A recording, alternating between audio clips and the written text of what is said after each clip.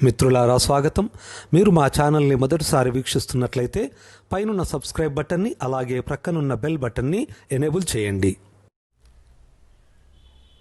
నిత్య జీవితంలో సైన్స్ సంగతులు శీర్షికన మనం గత వీడియోలో చెప్పుకున్న ఒక సమస్య. మీకు ఒక పట్టము, ఒక బొమ్మ ఇవ్వడం జరిగింది. ఫిగర్లో ఒక అమ్మాయి కుర్చీలో కూర్చున్నట్టుగా, పాదాల నుండి మోకాళ్ళ వరకు నిలువుగా, ఆ తర్వాత కుర్చీలో కూర్చున్న మోకాళ్ళ నుండి నడుము వరకు హారిజంటల్గా, ఆ తర్వాత నడుము నుండి పై భాగము మళ్ళీ నిలువుగా. ఈ భంగిమలో కూర్చున్నప్పుడు, మీరు ఇలా కుర్చీలో కూర్చున్నప్పుడు మీరు ముందుకు వంగకుండా, మీ కాళ్ళను, పాదాలను వెనక్కి తోయకుండా మీరు లేచి నిలబడగలరా? ఇది మనం చెప్పుకున్న సమస్య. మీలో చాలామంది చక్కగా ఫిజిక్స్ ఆధారంగా ఈ సమస్యకు పరిష్కారాన్ని కామెంట్స్ రూపంలో తెలియజేశారు. చాలా సంతోషం. మీరందరూ ప్రాక్టికల్గా ప్రయత్నాలు కూడా చేసి చూశారు కదా. కుర్చీలో అలా కూర్చొని లేచి నిలబడడానికి ప్రయత్నం చేశారు కదా. ఏం జరిగింది? నిలబడగలిగారా? ఏ శక్తి మిమ్మల్ని కట్టిపడేస్తుంది? ఎవరు మిమ్మల్ని ఆపేస్తున్నారు? మీరెందుకు నిలబడలేకపోతున్నారు? ఏమి జరుగుతుంది? మీరెంత ప్రయత్నం చేసినా నిలబడలేకపోయారు కదా. ముందుకు వంగకుండా, కాళ్ళను వెనక్కి తోయకుండా మీరు కుర్చీలోంచి నిలబడలేకపోవడానికి కారణం ఏంటి?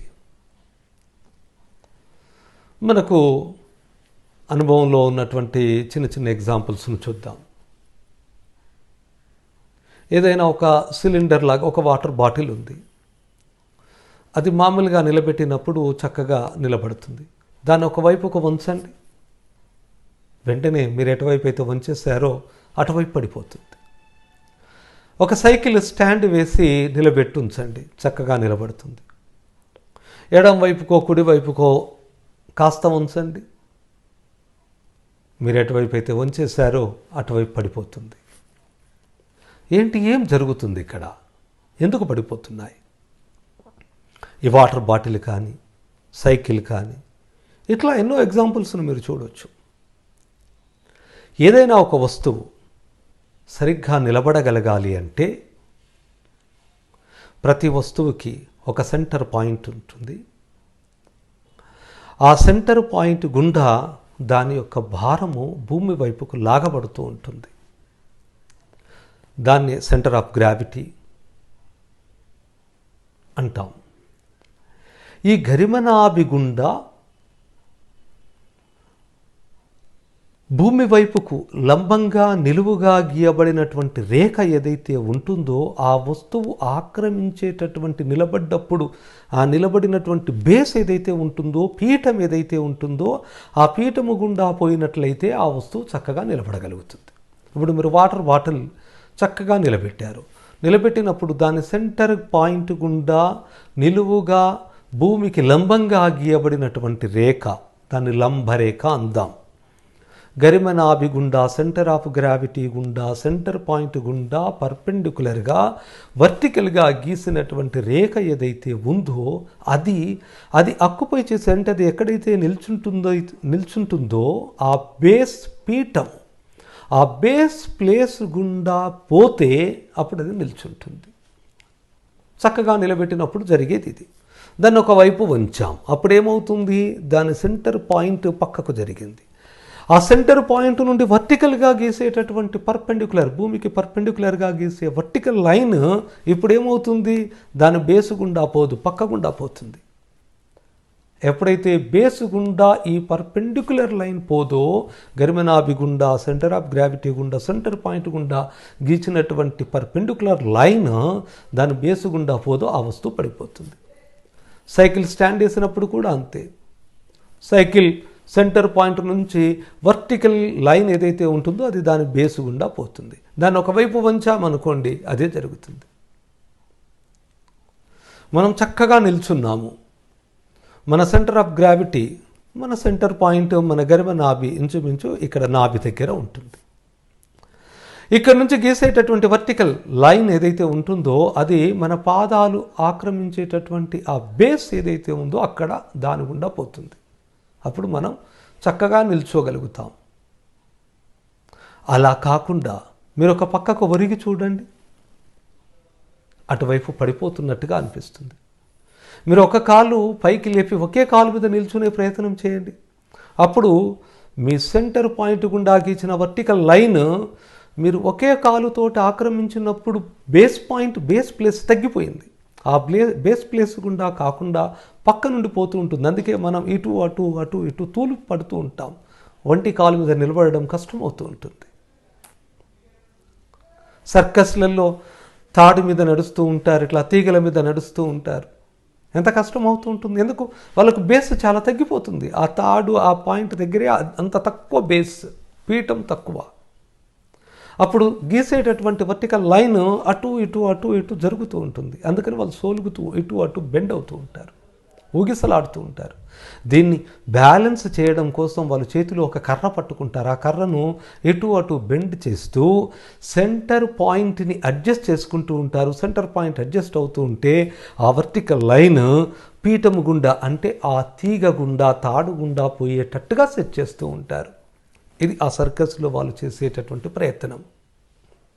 ఇప్పుడు అర్థమైంది కదా, ఒక వస్తువు నిలబడాలి అంటే, చక్కగా నిలబడాలి అంటే ఆ వస్తువు యొక్క సెంటర్ ఆఫ్ గ్రావిటీ గరిమనాభి దగ్గర నుండి వర్టికల్గా గీసినటువంటి, భూమికి లంబంగా గీసినటువంటి ఆ పర్పెండికులర్ లైన్ ఏదైతే ఉంటుందో అది ఆ వస్తువు నిల్చోవడానికి ఏదైతే బేస్ ప్లేస్ ఉందో ఆ బేస్ గుండా పోతే అది చక్కగా నిలబడగలుగుతుంది. ఈ వర్టికల్ లైన్ బేస్కి పక్కకు జరిగితే ఆ వైపుకు అది పడిపోతుంది. ఇది జరిగే ప్రక్రియ. ఇప్పుడు మనం కుర్చీలో కూర్చున్నప్పుడు ఏం జరుగుతుందో చూద్దాం. మన సెంటర్ ఆఫ్ గ్రావిటీ నాభి దగ్గర ఉంటుంది. అక్కడి నుంచి గీసేటటువంటి వర్టికల్ లైన్ మన వెన్ను పూస గుండా పోతుంది కిందికి. అలా కుర్చీ గుండా కిందికి, అంటే మన పాదాల వెనుక వైపు గుండా పోతుంది. అంటే ఏమైంది? లంబరేఖ పీఠము దగ్గర లేదు, మన పాదాలు ఆక్రమించే పీఠం దగ్గర లేదు. ఇప్పుడు మనం పీఠం వైపుకు బాడీని లేవాలనుకుంటున్నాము, కానీ లంబరేఖ ఎక్కడుంది? వెనక వైపు ఉంది. అందుకని మనం వెనక వైపుకే పడిపోతూ ఉంటాం. అంటే రెండు మార్గాల ద్వారా ఇప్పుడు ఈ లంబరేఖని పీఠముని కోయిన్సైడ్ అయ్యేటట్టుగా చేయొచ్చు. అంటే లంబరేఖ పీఠము గుండా పోయేటట్టు చేయొచ్చు. ఏంటవి? ఒకటి, అయితే మనం ముందుకు వంగాలి. మనం ముందుకు వంగితే ఏమవుతుంది? గరిమనాభి ముందుకు జరుగుతుంది. అప్పుడు వర్టికల్ లైన్ ఏదైతే ఉంటుందో అది ఈ పాదాలు ఆక్రమించే పీఠం గుండా పోతుంది. అప్పుడు నిలబడగలుగుతాం. లేదు, మన పాదాలని వెనక్కి తోయాలి. మన పాదాలను వెనక్కి తోస్తే ఏమవుతుంది?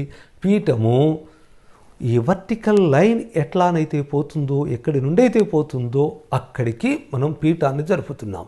అప్పుడు పీఠము గుండా వర్టికల్ లైన్ పోయినట్టు అవుతుంది. అప్పుడు మనం నిలబడగలుగుతాం. అంటే ఇప్పుడు నిల్చోవాలి అంటే అయితే మనం ముందుకు వంగాలి. ఆ విధంగా నిలువు రేఖని పీఠము వైపుకు తీసుకురావడం. లేదా పాదాలను వెనక్కి తోయాలి అంటే పీఠాన్ని నిలువు రేఖ దగ్గరికి తీసుకురావడం. ఇలా పీఠము, నిలువు రేఖ ఈ రెండు కోయిన్సైడ్ అయినప్పుడే మనం లేచి నిలబడడం వీలవుతుంది. అలా కాకుండా మనం ఏ ప్రయత్నం చేసినా నిల్చోలేము. ఇదే మీకు అనుభవంలో వచ్చినటువంటి విషయం. మనం నిల్చోలేకపోవడానికి కారణం ఏంటి అంటే ఇది సైన్స్ పరంగా. ఓకే, ఈనాటి వీడియోలో సైన్స్ సంగతులు శీర్షికన మరో కొత్త సమస్యను చూద్దాం. మనం భూమి మీద ఉన్నాం. భూమి సూర్యుడి చుట్టూ తిరుగుతూ ఉంటుంది, తన చుట్టూ తాను తిరుగుతూ ఉంటుంది. భూమి సూర్యుడి చుట్టూ తిరుగుతుంది కాబట్టి మనం భూమి మీద ఉన్నాం కాబట్టి, ఇప్పుడు మనం బస్సులో ఉన్నాం అనుకోండి, బస్సు ప్రయాణం చేస్తుంటే మనం ప్రయాణం చేసినట్టు. ఇప్పుడు మనం భూమి మీద ఉన్నాము, భూమి సూర్యుడి చుట్టూ తిరుగుతుంది కాబట్టి మనము కూడా సూర్యుడి చుట్టూ తిరిగి వస్తున్నట్టు. ఇప్పుడు నా ప్రశ్న ఏంటి అంటే, మీరు సూర్యుడి చుట్టూ తిరుగుతున్నారు కదా, మీరు సూర్యుడి చుట్టూ తిరుగుతూ ఉన్నప్పుడు ఎప్పుడు వేగంగా తిరుగుతున్నారు? మీరు ఎప్పుడు వేగంగా ప్రయాణం చేస్తున్నారు? రాత్రా పగలా?